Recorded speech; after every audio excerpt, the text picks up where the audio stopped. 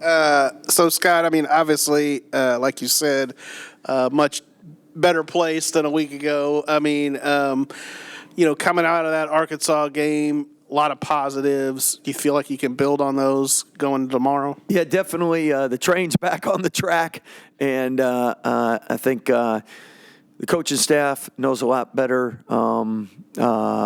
what we need to do, how we need to work together. I think the players know what we want better, and I think everyone's on the same page. And in college basketball, things change real quick from one game to another. And one thing we wanted to do was make sure putting this team together, we thought we had a chance to be special, and we really wanted to test them early on and test us early on to see where our strengths and weaknesses were. And I think after 2 games, no one's played a harder 2 games. And after our first 3, I don't think anyone will play a harder first 3. For those that don't know, I mean, to win a college basketball conference championship, you have to be a good team with good culture. And Sam did that last year. And the same team that had Ole Miss down 1 with a minute to play last year played Nevada 3 points at half, and it was a 2-point game with 9 to go or 10 to go. So, I mean, they beat Tarleton by 30 at Tarleton. And Billy Gillespie's teams don't get beat by 30 at home often. So Arkansas is a good prep for this game because Sam's really aggressive defensively, really athletic on the perimeter. But from a coaching standpoint, first 3 games, we'll definitely know a lot more about our team after that because, one, showed we could handle adversity. Now can we handle some success too? The other night in that game against Arkansas, there were some moments where the score was tight, and it looked like y'all cleared out, got Norchad the ball on the blocks. Is he kind of like almost a go-to guy, like just with his strength and stuff on the blocks? Yeah, definitely he's a go-to guy. Anybody that can't be guarded one-on-one is somebody that's a go-to guy. And I think that's the strength of this team. I think we have several different weapons, several different guys, and part of putting a team together that's a little more difficult is usually before the portal, people kind of worked up into their roles, and now people show up and you have 3 or 4 guys that might be used to being the go-to guy or 2 or 3. So just sorting out, figuring out whose turn to do what, how you want to play. And each game, there's different opportunities based on how people guard. And since we're still in football season, some you can put 8 in a box and stop the run, and then you got to pass. Or you might only rush 3, and then now all of a sudden the run game's important. So, I mean, with us, we have different ways to score, and Norchad on the block is definitely one of them. How much of these early season matchups is kind of a feeling out process for you when you have so many guys coming in here? It's enormous, especially with only one returning starter until we get Langston back. With so many new guys, just making sure the pace of play is what we want, how we want, the execution, the communication. And again, we have a really good group of guys, but it takes some time to get chemistry with one another.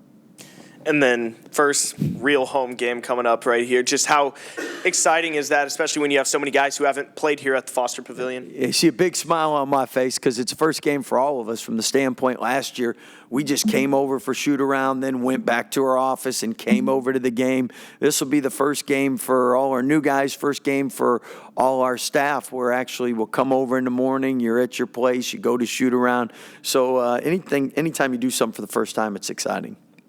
Scott, how much more freedom do you have to focus on yourselves with games against teams that aren't in the top 25 now? Yeah, and that's why with Sam, it's important.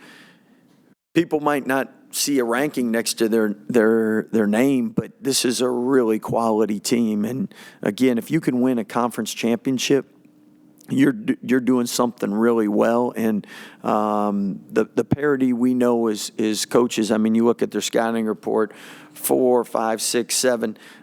6 out of the first 7 are seniors. So, I mean, at the end of the day, those teams scare you, and anyone you play scares you because you can get beat any night. But especially a team like this, because a lot of fans might not know just how good they are.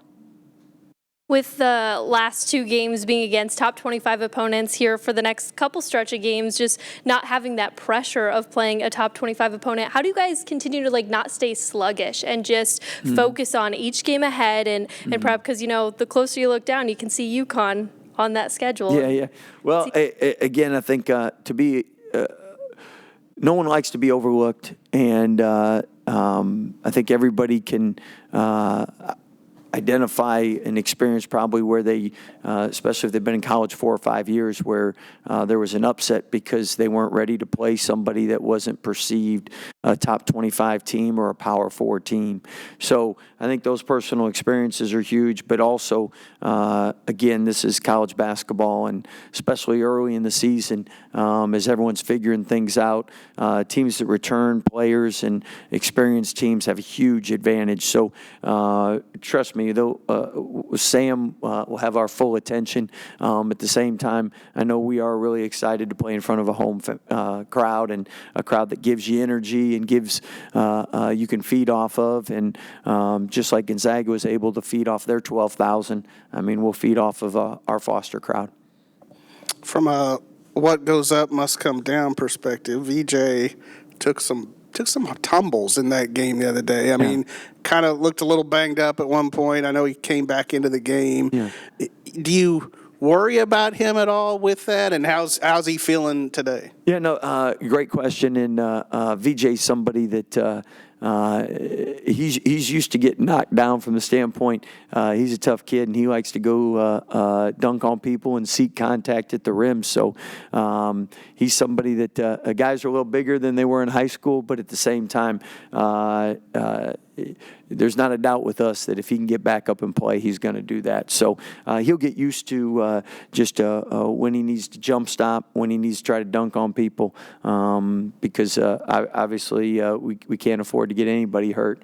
But at the same time, his toughness, I remember tested positive for strep throat, but wasn't contagious, didn't have a fever, and he's like, heck no, I'm not missing practice. So you don't have to worry about his toughness.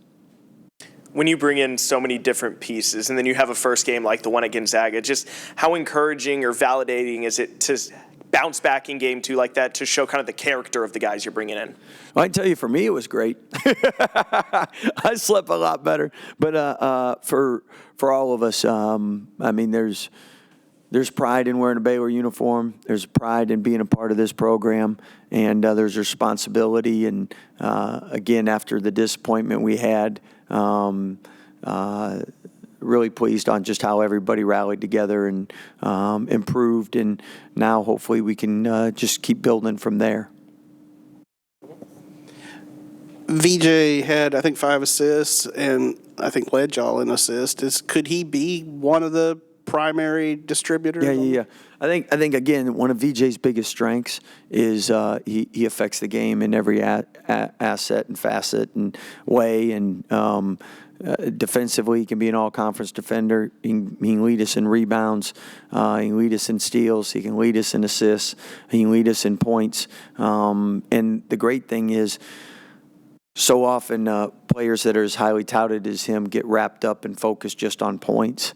And he's one of those guys that's just as happy if he scores 2 points as if he scores 20. It's really about the win. And you love coaching somebody like that because he takes good shots, and his shooting percentages will go nothing but up. We don't worry about that at all. But as far as the other facet of the game, he affects it all. Good. All right. Appreciate you guys. VJ, you took some hard falls in that game the other day. How are you feeling? And I assume it probably won't prevent you from continuing to attack the basket and try to get up over guys. Like you said, it was hard falls.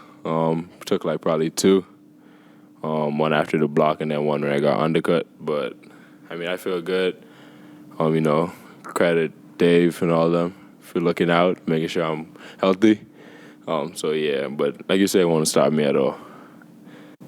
Josh, how important was just the bounce back, after the Gonzaga game to come back and play like y'all did against Arkansas? I would say we needed that game because starting your first game of the season blown out by almost 40, I feel like everyone came into the game taking that as a motivation to play harder than the way we did against Gonzaga, and we got a good result doing that. For sure. Kind of for both of you guys, just how excited are y'all to get out here in front of the home crowd for the first time this season? For you, VJ, for the first time as a Baylor Bear. For me, man, I'm excited to be honest. I always seen the Foster on TV when they first opened it up, seeing how loud it was. I just want to be a part of the atmosphere. I feel like it's gonna be fun. It's gonna be fun, especially if you said it's my first game. So yeah, I'm definitely looking forward to seeing how loud they're gonna be in there for sure. For me, I would say it's the first home game, so we have to come out with energy. And even though we're playing a low major school, we don't have to come out with the mindset of we're playing a low major so we can beat them. I feel like no matter who you play, you just have to come out with the mindset of okay, I'm coming in to play with 100% and give my best every night. So yeah.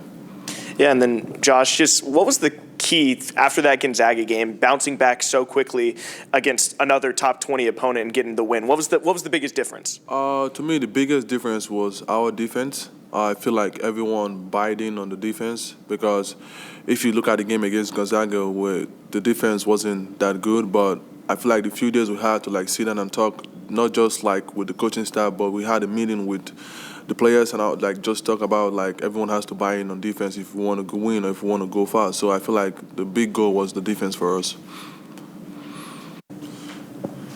Josh, what are y'all focusing on improving the most coming out of that Arkansas game?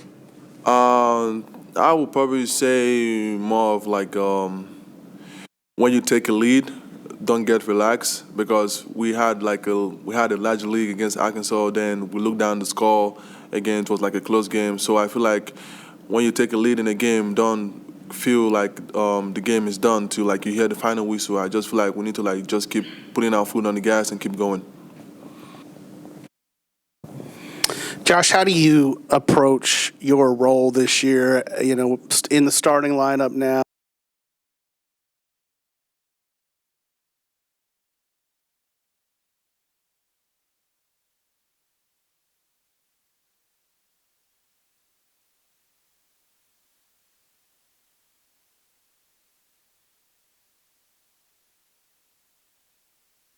I would probably say I was blessed enough to be able to play basketball with John, who was kind of the leader on the team. So I feel like that helped me to prepare for this position I'm in right now, as stepping in as the standing center and being able to be a leader for my teammates on the floor. So yeah.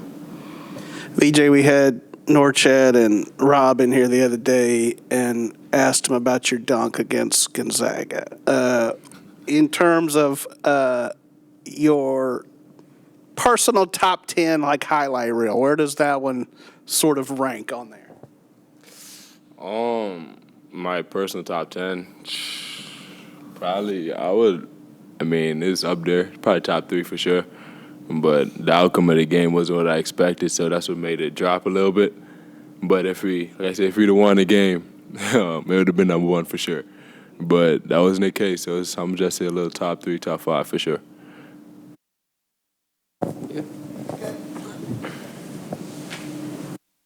VJ, now that you've had 2 top 25 matchups to start this season, now that you've had 2 games under your belt and you're really starting to get into the groove here, how are you feeling just knowing that you've still got some time, but just early on really clicking, and how is it coming together for you?